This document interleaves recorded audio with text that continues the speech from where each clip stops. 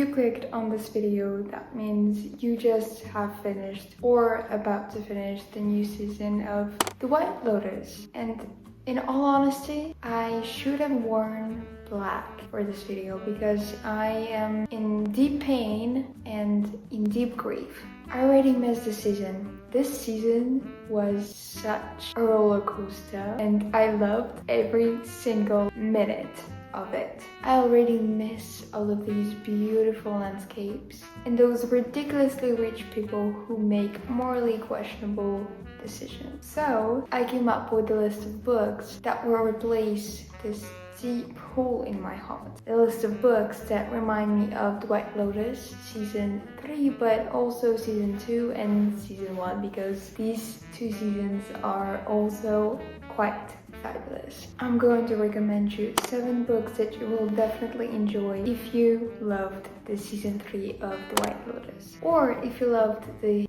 White Lotus in general. In the beginning, I'm going to talk about the contents of each book, and then we're going to talk about the similarities that each book has with The White Lotus. So without further ado, let's jump right into it. We all have just finished watching the season 3 of The White Lotus, and now we're all staring blankly at our screens, wondering what's next. Where do I find that same intoxicating blend of self-delusion, wealth, and social critique? Well, we're all lucky because when writing Pineapple Street, Jenny Jackson actually managed to put all of that into her book. This novel drops us into the life of a very wealthy family. This family lives in a house that even has its own name, believe it or not. Yes, Pineapple Street. The family consists of socialites, and we can compare them to the Redliffs. The Stocktons have everything: private club memberships, Ivy League schools, perfect appearances, and an uncanny inability to see how self-delusional they all are. We see their world through 3 women. Sasha, who is the outsider and who has married into this family, yet feels unable to connect with any member of the family. Think of Harper, who is surrounded with all of this privilege and yet unable to take part in it. Darlie, the eldest daughter, who is rich but give up her inheritance for love, a decision that she's about to regret. She reminds me of Piper Ratliff. She's sharp, self-righteous, and deeply conflicted. Finally, Georgiana, who is the youngest member of the family, and she's quite idealistic and naive and is about to make the most questionable choices of her life. Remember Portia? If Portia had a trust fund and a different sense of style, this would probably be her. This book is less murder and more social satire. But don't let the absence of bodies fool you. If White Lotus taught us anything, is that wealth cannot buy self-awareness. Pineapple Street is a masterclass in rich people behaving quite badly. Whether it's Georgiana justifying a wildly inappropriate affair, or Darlie judging Sasha for not knowing the difference between summer and winter tableware, and yes, that's a thing. One of the White Lotus's most evident critiques is how ultra-wealthy people think they are the good guys. The Stocktons, much as Redliffs, are the same. They donate to the right charities, they have right opinions, yet they're still horrified when Sasha suggests selling their townhouse instead of keeping it as an investment property. Just like the show, the book asks, can privileged ever be guilt-free? Spoiler, probably not. Pineapple Street is filled with characters who are ridiculous in their judgments, in their behavior, yet painfully real. You'll cringe, you'll roll your eyes at them, much like me every time I watch Saxon on screen, yet you will not be able to look away, and eventually you will care about them. If The White Lotus gave you a taste for juicy, character-driven stories about wealth, entitlement, and quite existential crises, Pineapple Street is your next fix. The only thing missing, Mike White directing the HBO adaptation. But give it time. In The White Lotus Season 3, we saw it all. Betrayals, existential meltdowns, the power plays wrapped in luxury. We have been soaked in the sun-drenched landscapes where the actual heat comes from simmering tensions between the characters and not the sun. And now we're spiraling, desperate for something, anything, to fill the void. My friend, let me introduce you to Swimming Home by Deborah Levy. Picture this, a villa in the south of France. A group of vacationers, British, privileged, comfortably dysfunctional, arrives for a holiday that promises rest and relaxation yet delivers something more dark. Enter Kitty Finch, poet,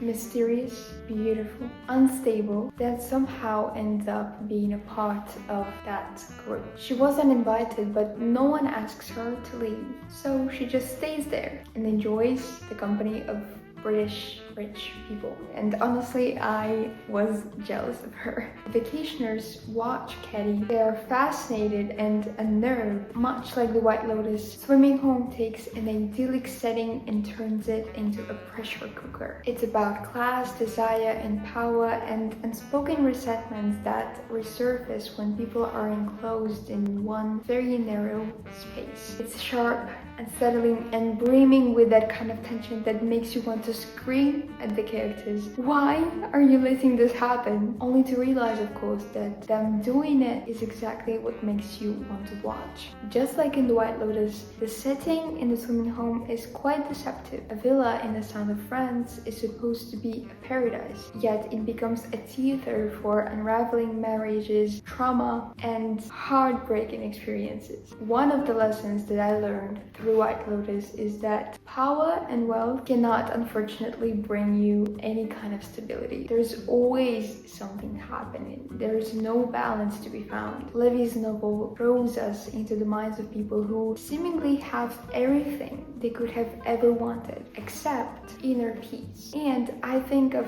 Rick, who, despite having everything, is not able to sit down with himself. He literally is forced to meditate. This is the last thing he wants to do. As in the show, there's an outsider, Kitty, who forces the characters to look inward and to search for meaning, maybe for the first time in their lives. This is where the book really delivers. Deborah Levy doesn't tell you what is happening. Instead, she relies on silences, glances, and tension so thick you can cut it with a butter knife. Much like the way The White Lotus lets you feel that something is wrong before actually showing you what is wrong. With the season 3 of The White Lotus stirring up the conversations about Western society using exotic destinations as their playgrounds, Swimming Home feels especially timely. It doesn't just critique privilege, it showcases how wealth is isolating and how even in paradise there's always something rotting beneath the surface. And the language is just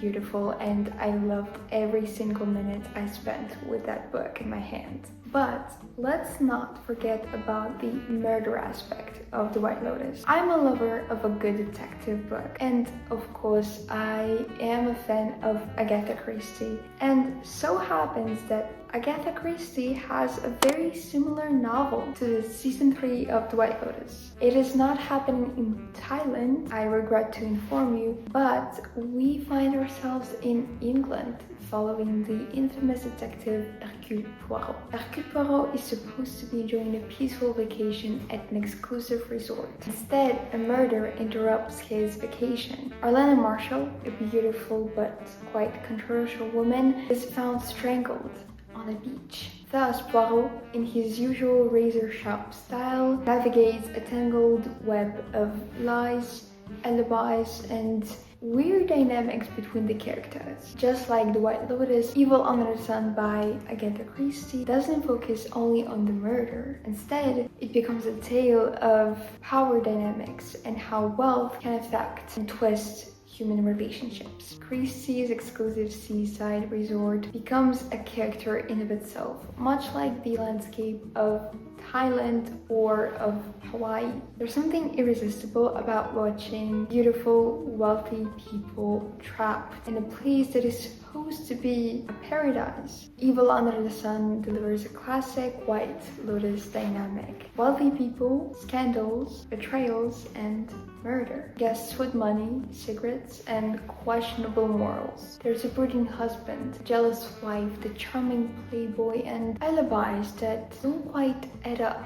Everyone plays a role in this book, yet who is guilty? Arlena Marshall, who is brutally murdered, is a representation of a classic femme fatale, and here I couldn't help but think of Jacqueline, who is unable to enjoy the friendship. Much like Arlena Marshall, Jacqueline is magnetic, dangerous, and quite impossible to ignore. Beloved by men and resented by women, even her best friends. If you loved The White Lotus for its tension between the characters, especially between the women, this is a perfect book for you. Poirot methodically exposes every character's story, completely deconstructing each alibi. Much like The White Lotus, the book constantly forces us to reevaluate each character's action, and with each episode we get a glimpse of a new side of the character and we question ourselves, what is the reality? And speaking about reality, I still cannot accept the fact that this show has ended. And that's why we need more books. We need more books to heal the pain. My next recommendation would be The Magus by John Fowles, and I hope I pronounced it right. This book is about a disillusioned Englishman, Nicholas Urf. I know that this is not how I'm supposed to pronounce his name, but that's the best I can do. He takes on a teaching job on a Greek island looking for escape and meaning. There, he meets an enigmatic Morris, a wealthy recluse who draws him into psychological games and manipulations. As Nicholas gets pulled deeper into the god games of Morris, he struggles to understand the difference between the reality and the illusion. And in The White Lotus, we constantly see this contrast between the inner experiences that the characters have and the absolute serenity of the island around them. The novel questions freedom's identity and the nature of truth, much like The White Lotus, who constantly asks this question, what is our reality? And much like the high resort in The White Lotus, the Greek island in this novel is seemingly a paradise, yet it hides something deeply sinister. As I said, there is this constant contrast between the serene environment and the deeply troubled state of the characters. And here again, I want to bring up the character of Rick, who is deeply troubled mentally and unable to enjoy his vacation or anything at all in his life, yet everyone tries to help him out. Everyone tries to push him towards spiritual learnings. As in The White Lotus, in the book, everyone is being controlled, manipulated, and pushed towards their limits. Morris's psychological games that he inflicts on Nicholas are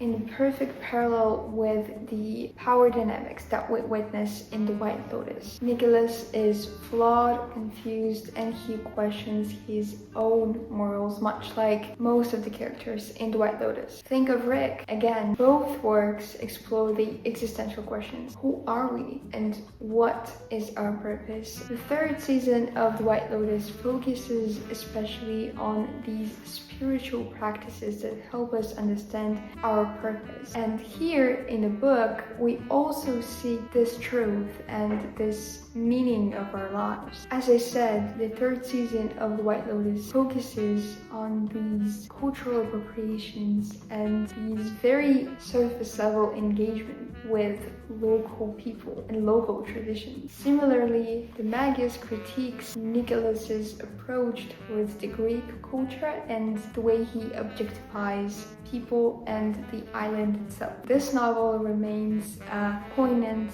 and beautiful depiction of how privilege shapes experiences abroad. When I finished the season 2 of The White Lotus, I couldn't help but think of a novel that I read some time ago. The novel being Talented Mr. Ripley by Patricia Highsmith. And you cannot tell me that this book isn't perfect for someone who loves White Lotus. I mean, we have murder, we have beautiful landscapes, we have lies and gossips, and we have lots of troubled characters. Who is Tom Ripley? That is a big question. Tom Ripley is a con artist barely getting by in New York when he's handed a gold ticket. First of all, a ticket to Italy. Again, I am jealous. He needs to befriend Dickie Greenleaf, a spoiled golden boy, think Saxon Ratcliffe. And he also needs to convince him to return to the United States, to his family. And this is where things take a wrong turn. Once Tom arrives in this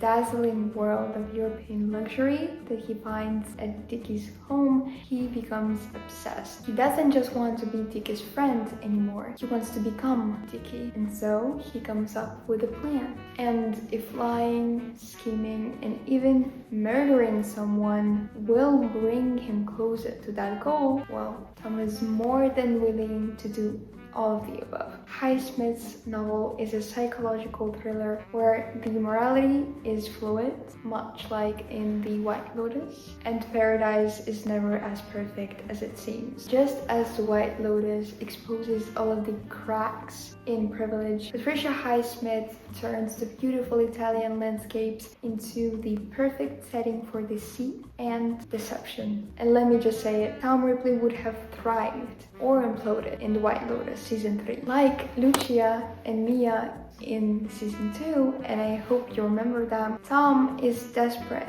to be accepted into this privilege. Yet Lucia and Mia are trying to get into these circles with charm and wit, and Tom is mostly engaged on a psychotic level of things. He's reinventing himself, and this reinvention is chilling and deeply haunting. The White Lotus is all about privilege. Who has it and who's trying to fake it? Talented Mr. Ripley? All the same. Tom watches Dickie and his rich friends' behavior with both fascination and resentment, much like the staff in the White Lotus hotels observes the guests. Yet his staff is quite passive, whereas in The Talented Mr. Ripley, Tom is not that passive, let's put it that way. There's no explosion, there's no drama, yet the book just captivates you and holds you in this tension for the rest of your reading experience. Like The White Lotus, The Talented Mr. Ripley thrives on this sense of discomfort, and we as readers find ourselves questioning, why are we rooting for this character who is supposed to be a villain? And we just do. The next book I'm going to recommend to you is The Lost Daughter by Elena Ferrante. And if you know that Rachel in the season 1 of The White Lotus was actually reading a book by Elena Ferrante. So it's quite suiting. Leda, the main character, is a middle-aged literature professor who escapes on an Italian coast to take a peaceful solo vacation. Instead of relaxing, she becomes obsessed with the mother and a daughter from the Neapolitan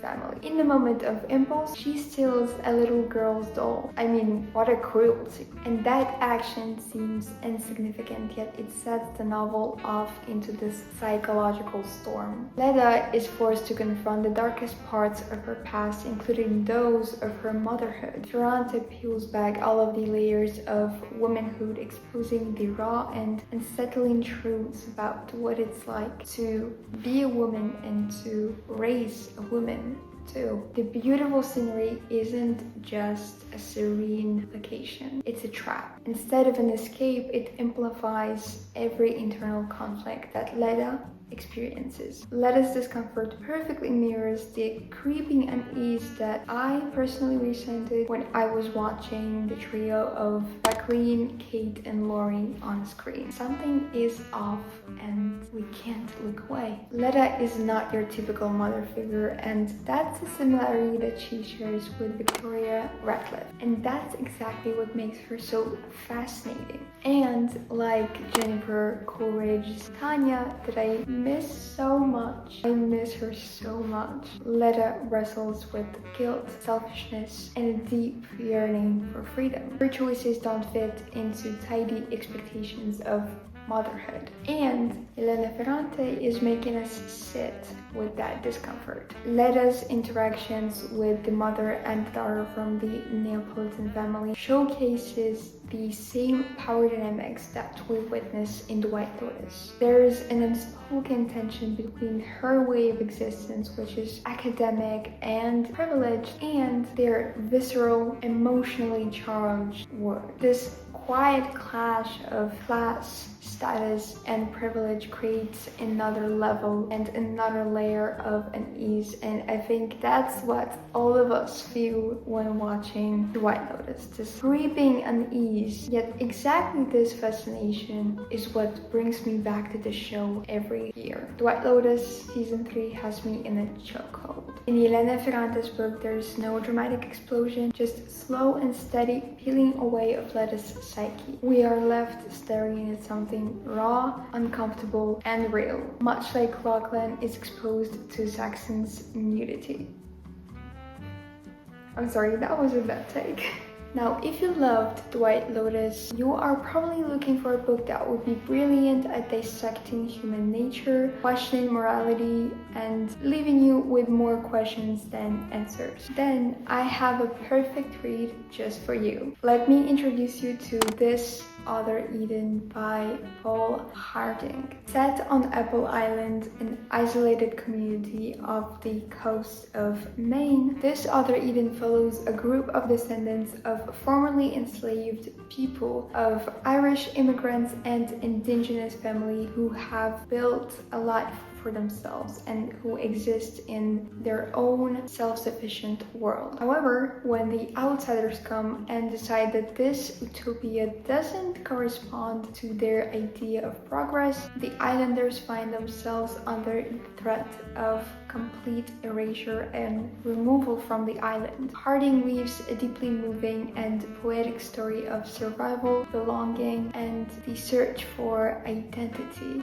in this cruel reality, and also of the history repeating itself over and over again. Much like the other resorts in The White Lotus, especially that one of Thailand, the Apple Island is presented as a paradise. But as I mentioned that already 100 times, beneath the surface of this idyllic beauty, there's something rotting. The island's beauty becomes a stark contrast between the serenity and the oppression that is slowly creeping toward the inhabitants of the island. Much like the luxury resorts in The White Lotus, where privilege shields some and devours others. One of the most gripping and fundamental critiques of The White Lotus, and especially of the third season, is how privileged and wealthy people have this power of dictating fate. Harding explores a similar dynamic, although through a historical lens. Who gets to claim the land? Who is responsible for the identity of that land? And what is security?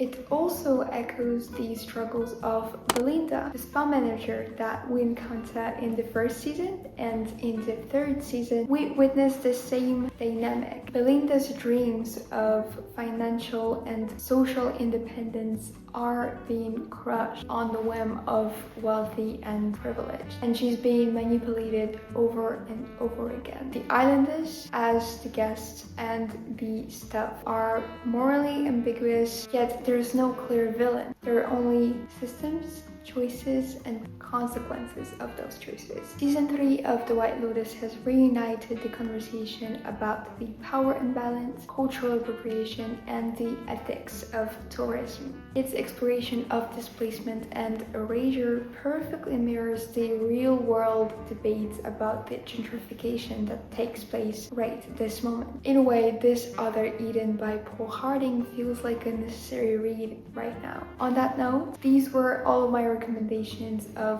books that I think you will enjoy if you loved The White Lotus. Let me know what book do you associate with the third season of The White Lotus and what book I should read. I need some new books, especially now because I am in deep pain.